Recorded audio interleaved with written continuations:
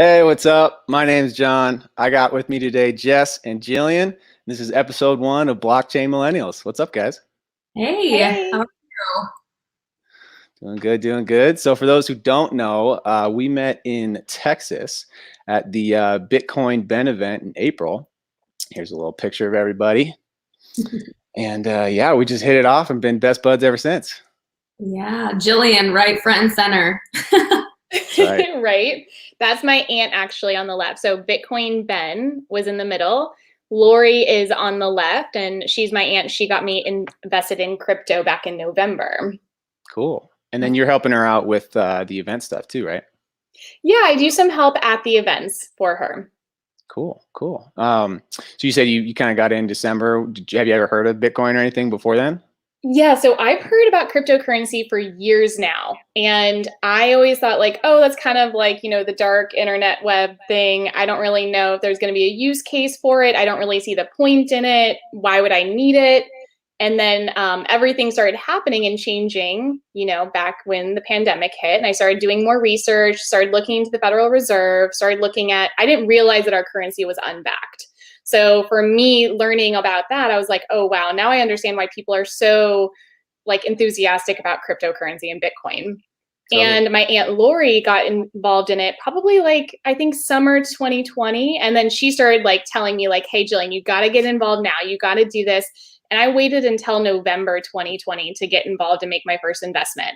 And then the first event for Bitcoin branches, which Bitcoin Ben, and my aunt Lori, she's the one that created Bitcoin Branches US, and she partnered with Bitcoin Ben, and they started doing these quarterly events. And the first one was January 2021. So I went there, and it was just kind of like, whoa, everything started to make sense. I got really interested, and that's when I started doing more research and getting really excited about it, because I didn't realize that there was this whole thing like blockchain. Like, what is this? And I was hearing these words like smart contracts, and I had no idea what any of it was. And the more I learned, the more I realized this is revolutionary. And when people say this is the next .com boom, I believe it. Yeah, absolutely. Cool, cool. What about you, Jess? How long you been in? So same. I got in 2020 because I had time, right? After COVID hit and I was laid off, and my dad has been invested in a couple years, and I'd heard about it for a couple years, but it just seemed like way too good to be true to me. My dad's like, yeah. Talking about his big thing was Divvy, loves Divvy. And I'm just like, wait, so you're gonna put money in and then you're gonna get this much money every month? I just don't get it. I mean, I understand dividends, but my dad just made it seem too good to be true. He sent me the white papers. I was like, oh, so this is a thing. Okay, cool. And after I read about it, I was like, okay, now I'm going to look into Bitcoin a little bit more. Didn't invest in Bitcoin first. I invested in Chainlink first, actually. And yeah, so I think my first investment was April of 2020. Cool. And I've been hooked ever since. Nice. Yeah, well, you're big into all the altcoins, Jess. First time I met you, you were like, oh, this, and this. And I was like, I don't even know any of these altcoins. So you're ahead of me in that facet. So that's pretty cool. Digibyte is my fave. Oh, yeah. And Jess, can you explain why you got involved with Chainlink first? What drew you to that? Okay, so to be honest, I didn't look too deep into the project when I first invested. So what happened was my brother was over at my house. My dad had been trying to get me into Litecoin, actually. He's like, oh, it's so cheap right now. And I kick myself every time I think about it, because I think when my dad first started talking about it, it was like at $65, something like that. And I got in way higher, but whatever, it's fine. I know where it's going. But Dude, I was buying Litecoin, I think. So in 2017, I've been in since back then, since that bull market. I think I was buying Litecoin at like 300, 400, because I bought Bitcoin first when it was super cheap, like 2,500, $3,000, and I wrote it up like perfectly. I mean, it's just luck. And then I remember I swapped all of it into Litecoin to thinking, Litecoin was going to go to thousands or whatever. And so, yeah, I think I bought like 10 Litecoin for like $4,000. And looking back, I was just like, oh my God, it was just the worst timing. And obviously I just kept buying all the way down, and, it is what it is. You go through the cycles, and long term, yeah, that's all you got to think. So yeah, we all do that. yeah, that's cool. That's cool. What about you, Jill? What's your biggest like coin that you like? Ooh, there's so much information like coming out about different coins too. Like I actually kind of am excited about XRP right now, and it's super controversial. But my little bit. majority holdings, Yeah. but my majority holdings are Bitcoin, Ethereum, and Cardano. My favorite is Cardano. I just really like their message, and I got lit up when they started talking about creating, like putting educational records, academic records for people in Africa, students in Africa, on the blockchain. So having this data tracking system, which I'm not totally educated about it, I don't know all the ins and outs, but for me as a teacher, I was like, this is incredible. So I get really excited about that. And I love how, I think it's Charles Hodgkins, is it? Mhm. Is that how you pronounce his name? Yeah. So he doesn't care about the price. He doesn't care about like, okay, is it going to be going up or down? He's all about the fundamentals, and is he creating something that is solid, that's going to last, and that's going to benefit humanity? And that is what I really resonate with. Yeah, Yeah, definitely. I really like anything you can stake too. Mm. Yeah. Mhm. I mean, you can, lock up Bitcoin and Ethereum in like, third party like BlockFi and get, 5, 6, 7%. But yeah, some of the staking coins like Cardano, I know you can stake Cardano, Divi obviously, and a handful of other ones too. But some of them are tricky. Some like I don't know. You either have to be in the native wallet or there's smart contracts to do it. I mean, I love Divi just because it's so straightforward. You literally just buy the token, send it to the wallet, one click, little swipe thing, and you're staking. And then same thing with the master nodes. It's just awesome. Like, yeah, I'm huge on Divi too. So, but yeah, that's cool. Cool. So what do you guys think of the market right now? Where do you guys think we're at? Are we gonna keep crashing, or you think that's it? I think they're like shaking everybody out right now. I think that we're about to go back up. And I mean, there's these huge like whales buying, right? Oh yeah.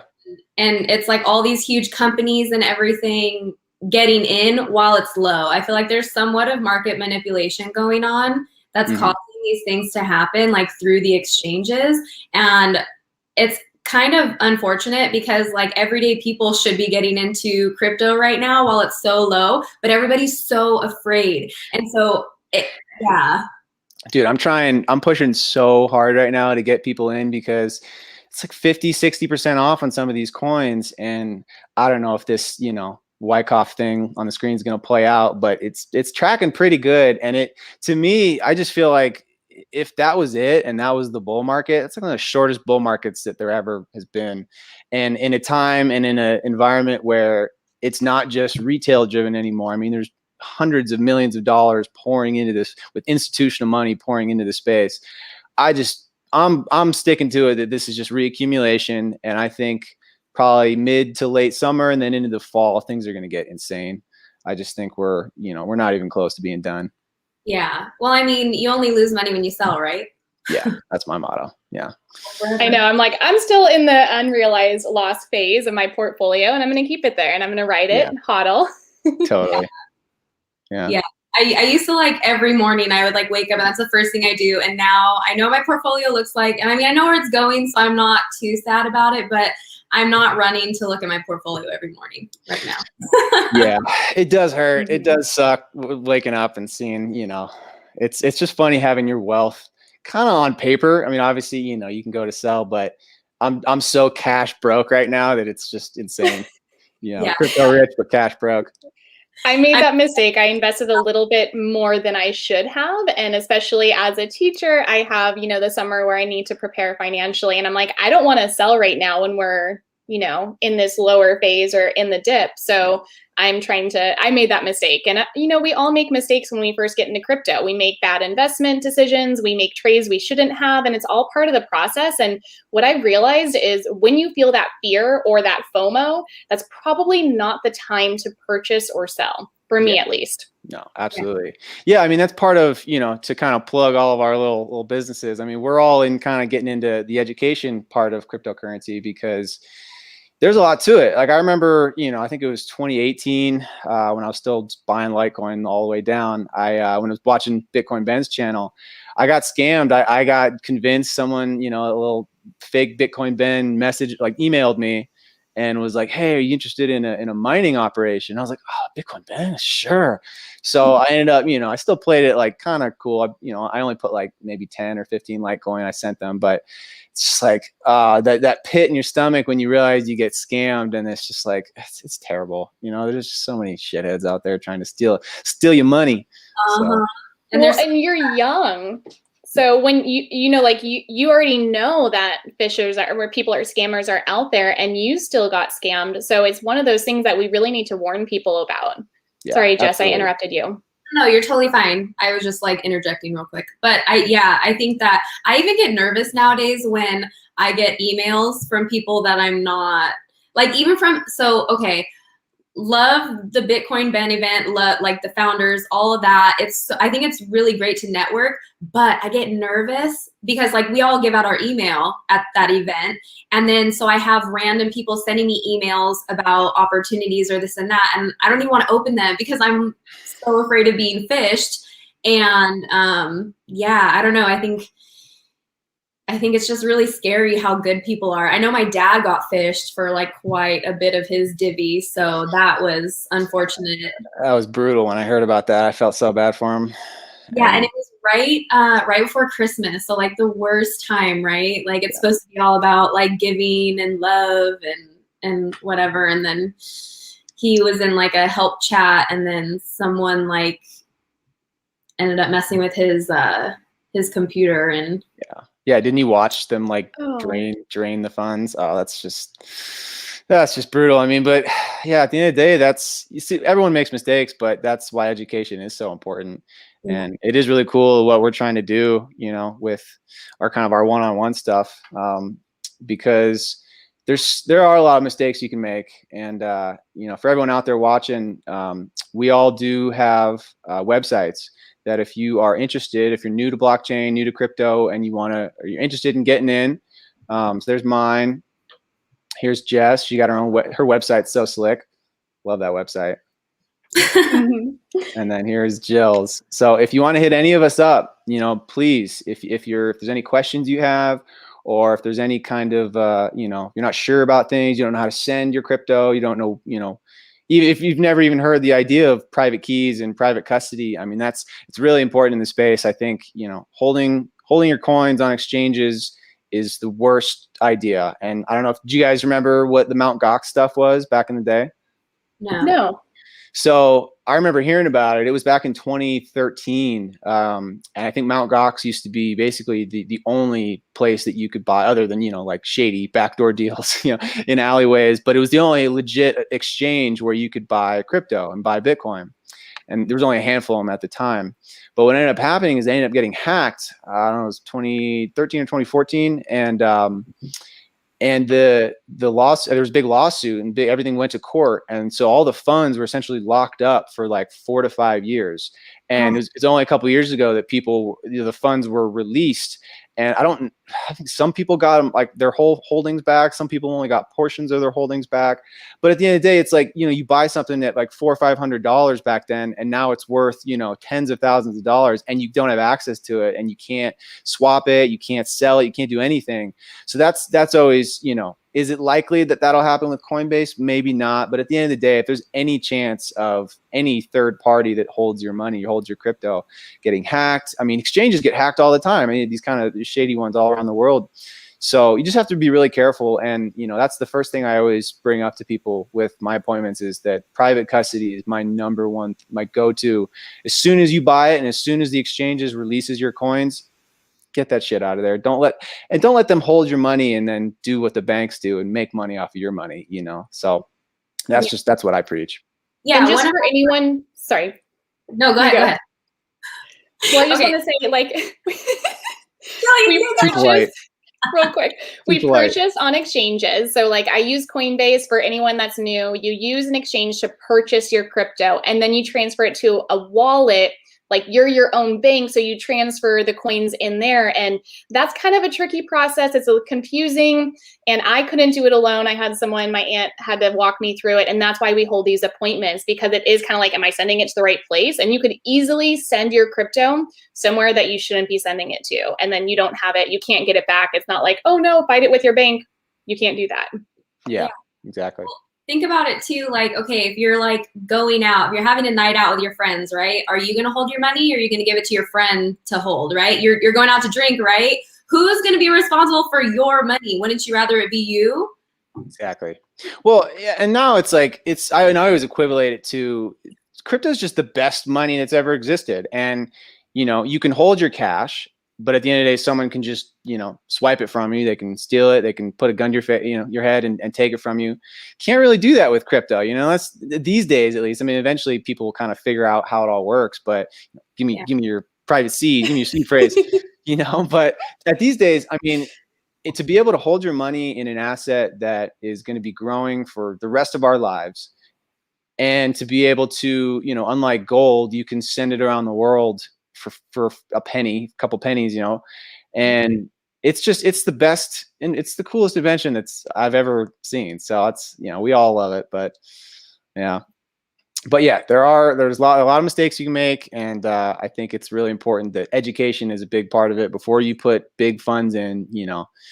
Understand how to send crypto, understand how to how that process works. Because I mean, back when I was still kind of new to it, I remember I would send to some of these exchanges to do swaps, and I would be sending Bitcoin to swap for another altcoin, and it would take hours.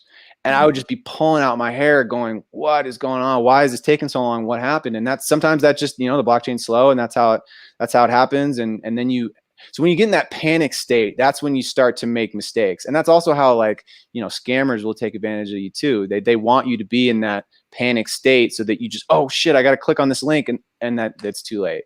So yeah, it's, knowing what you're doing before you do it is a huge part of this. And that's kind of the service that we all provide. We want to help people avoid those mistakes and understand, that when they send their crypto, it's going to show up where they want. So yeah.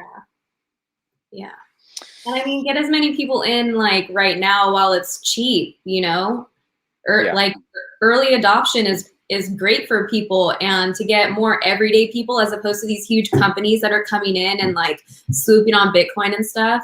Yeah, definitely. I can't stand Elon. I can't really stand Elon Musk either. And he has a lot of questionable things about him. And honestly, with the market manipulation. Yeah. What was that? I say that dude's so suspect now. Like, I used to want a Tesla, and now I just like, that dude's just a clown, because he understands this stuff. It's not like he's a dumb guy, but he's saying these stupid things on purpose, to flood the market and probably to buy more. So. And then I have friends sending me like screenshots of his tweets, be like, see, I told you so. Bitcoin's going to zero. And I'm like, no, it's not. But it works for some people, like the new people that don't understand the fundamentals of blockchain, or don't even understand like how this technology will be like a huge part of our lives in the future. They think, oh, Bitcoin is a scam. It's going to go to zero. It's all speculative. It's not. Like, it's something that's really going to benefit us. And it might take 10 years for everyone to adopt it, but we're going there. Yeah. And when people say it's a scam, they think, oh, they associate it to the tulips, it's just speculation. But there's inherent value. There's intrinsic value in the decentralized network that can't be shut down, that no one can, at this point, no one's been able to crack it. So it's like that law. It's like every day something continues, that's less likely for it to be, destroyed or whatever, or cracked. So yeah, anybody calling Bitcoin a scam at this point, or even just blockchain a scam, just doesn't understand what it is. And once you understand decentralized ledgers and decentralized networks, it's really cool. It's really eye-opening. And then how you can apply that to just so many facets, like what you're talking about with the teaching stuff. I mean, that's really cool. And like supply chains, even just talking about organic food. How can you verify that something is organic? Well, you're going to have products with QR codes, scan it, and then you can see tracked different ingredients tracked all the way through to get to the final product, to actually show transparency of where these ingredients came from, which is really exciting.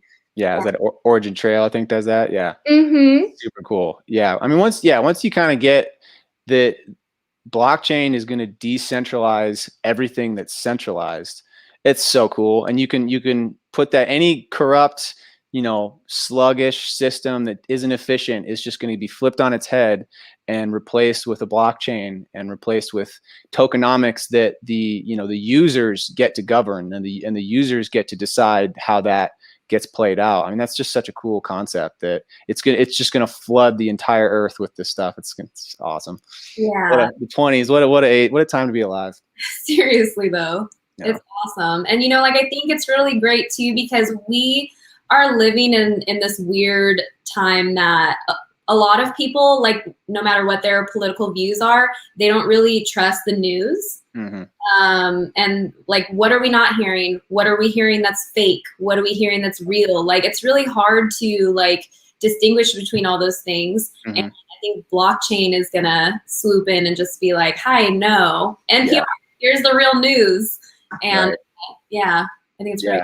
Yeah, verification and like smart contracts are really cool because it's going to take it just removes all of the third party stuff. Like my parents just sold their house, and so they're going through the standard procedure of the closing process and going through a realtor, and then eventually all that stuff's just going to be on blockchains, and it's all just going to be smart contracts that eventually the user interfaces are going to get good enough where you're not going to know how, you're not going to have to code and all this stuff. You're just going to be, it's going to be plug and play. You're just going to be able to open up, an app and then basically just dictate what kind of smart contract you want, for whatever it is you're doing, if it's housing or whatever, dictate all the requirements of it, the multi-sig, just agreements on stuff. It's just going to be, you're just going to cut out every middleman in just about every process and be able to do everything peer to peer, which is really amazing.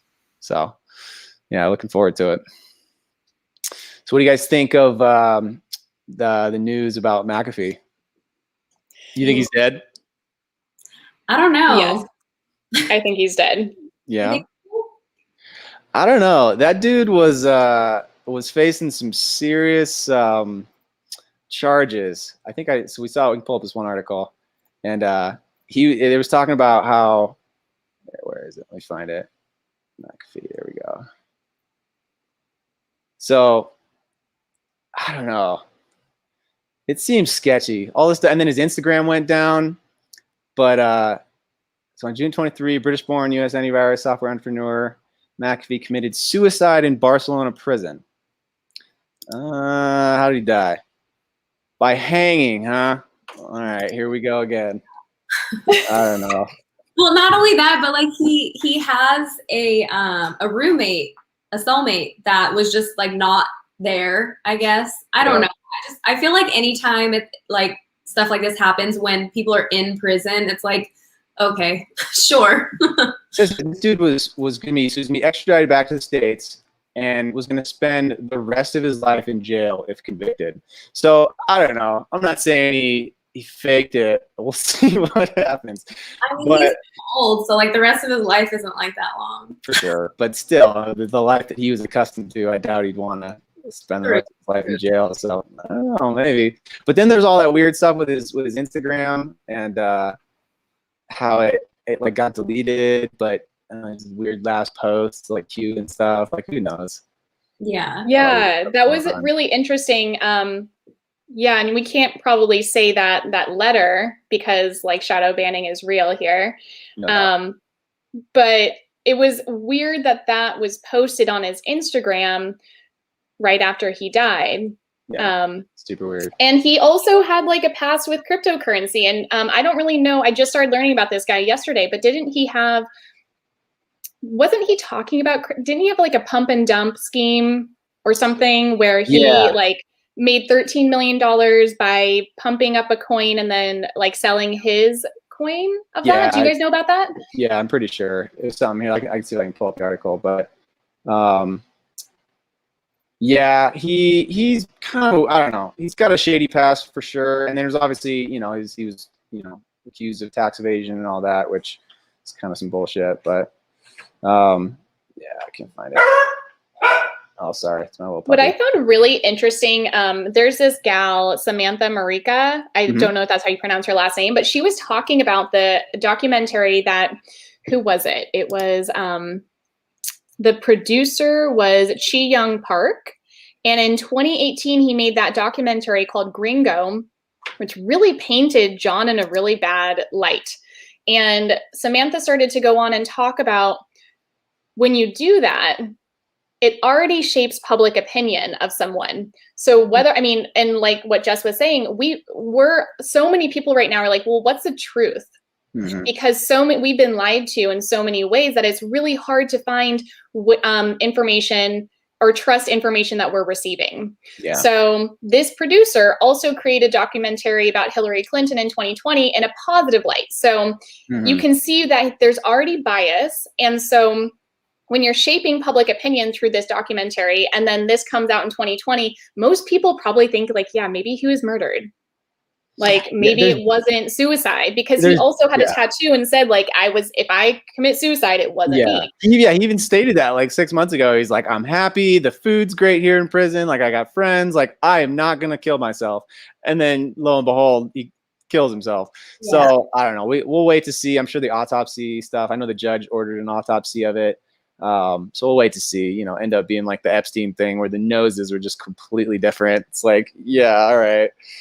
So we'll see. And it makes us, the people, think, well, why would I really care if this guy is so horrible, if he was, if he committed suicide or was murdered? And that's the problem, I think, because who knows if all that information in that documentary was real? Who knows what's going on with the tax evasion? And I mean, he claimed to have information on politicians as well. So yeah, that's my thing. I think he knew some shit, and you know, so he was going to get extradited back to the U.S. and you know, he could have even cut a deal already, and maybe so. There's incentives for both. There's incentive for him to actually, you know, get taken out, and then there's also the incentive for him to kind of fake it, and maybe just go on an island and spend the rest of his life there. So yeah, who knows? Who knows?